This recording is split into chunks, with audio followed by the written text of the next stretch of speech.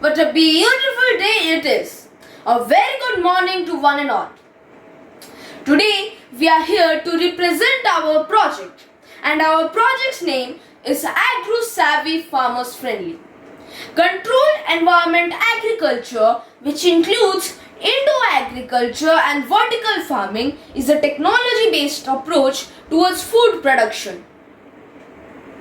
In this approach, our main aim is to provide protection to the crops from the outdoor elements and to maintain an optimal growing condition until the development of the crops.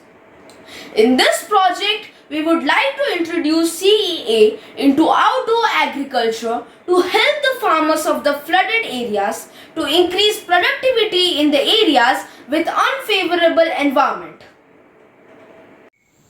Our problem area revolves around one problem, the suffering of the farmers. So, this suffering of the farmers came into our sight as our school is located in Satyavamapur, which is surrounded with agricultural fields. We have observed that during monsoon there is heavy rainfall in these areas.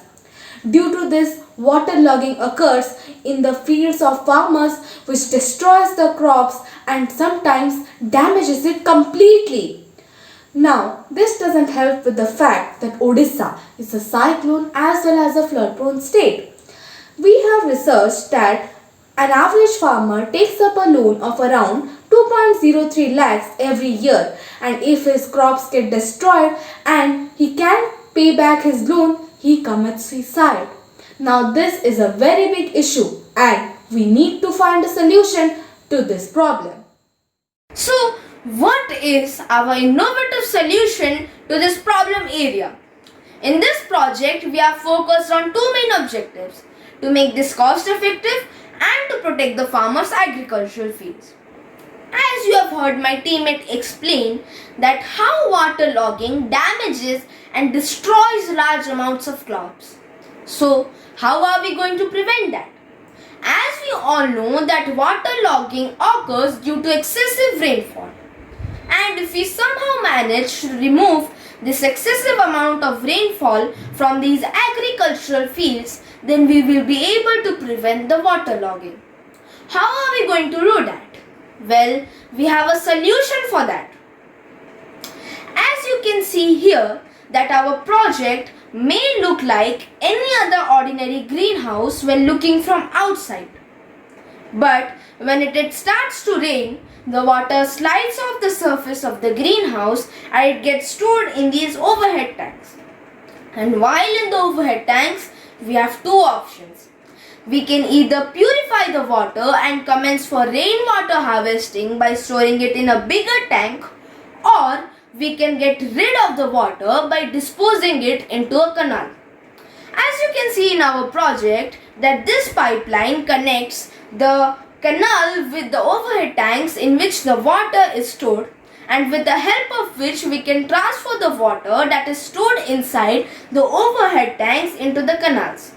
And the canals in turn are connected with the river, and the river in turn is connected with the seabed.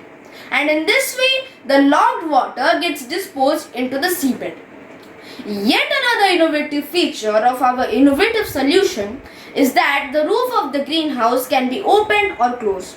And it can open or close itself by sensing if it is a rainy or a sunny day. For example, if it is a dry and a sunny day, the sensor will detect it and it will open the roof of the greenhouse itself.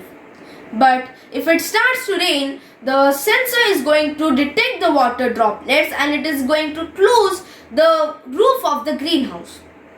This procedure also helps us to save a lot of electricity, because in most of the greenhouses, heat sinks which consume a lot of electricity are used to keep the greenhouses warm. And by using this method, we will be able to save a lot of electricity. So, how does our prototype works? Our greenhouse works in accordance with this procedure. First of all, when the rain detector detects the water, it sends the signal to the amplifier. The amplifier makes amplification and sends the signal to the microcontroller. The microcontroller rotates the motor and the roof of the greenhouse is closed, which prevents the rainwater from entering into the agricultural fields. The rainwater that could have caused waterlogging is going to slide off the closed roof of the greenhouse into a pipeline which is connected to a overhead tank. After the rainwater is reached into the overhead tanks, we have two options. We can either send the water through a pipeline to a canal, and the canal in turn is connected to a riverbed in which it can dispose of the water, or we can store the water in bigger tanks to commence rainwater harvesting and drip irrigation in future. After the rain stops, the rain detector again supplies signal to the amplifier. The amplifier makes amplification and gives the signal to the microcontroller. The microcontroller rotates the motor reversely and the roof of the greenhouse comes back to its original position, which is in its open position again. The materials that are required for us to construct this project are as follows: overhead tanks, water sensors, diode, capacitor, transformer 9 volt, LED, voltage regulator, transistor, resistor, the microcontroller and DC GO motor 12 volts. So, where can our prototype be used? Firstly, it's protected cultivation. Now, this involves farming of crops in outdoor fields much like traditional agriculture. But here we have used some special structures or tools that will help farmers have a greater impact on the end result of the farming cycle. And secondly, indoor agriculture. In indoor farms, the light sources that help to nourish the plants are controlled for maximum efficiency. LED lights are the main tool used in indoor farms. Now this is very diverse as indoor farms can be implemented in any indoor space. So this will help the farmers to farm 24 hours a day, 7 days a week. So, what benefits will our customer receive from this project? The crops that are grown using controlled environment agriculture are very much reliable, as they are not at the mercy of the extremes of temperatures and rainfall.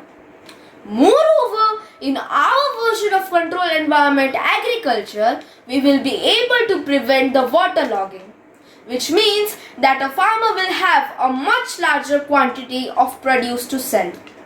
In short, a farmer can now produce a much larger quantity of harvest by using this technique.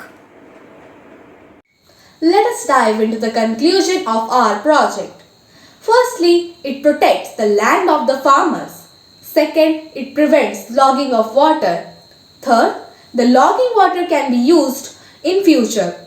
Fourth, growing of crops can be done in smart and sustainable way. Fifth, there is efficient use of resources in our prototype. Now, what is the future scope of our project? Why controlled environment agriculture is the future of agriculture?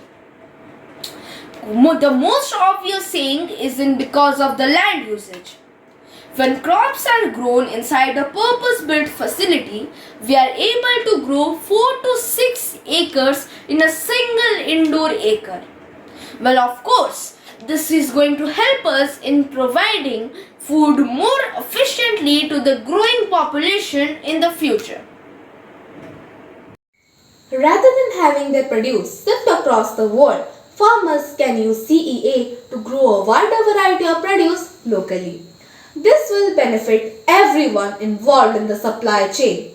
As well as a better choice of products, CEA makes it possible to deliver a food of consistent quality and quantity.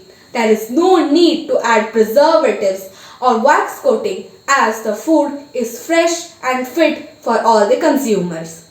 With this, we would like to end our demonstration. Thank you. So, how small scale setups would be able to benefit from our project?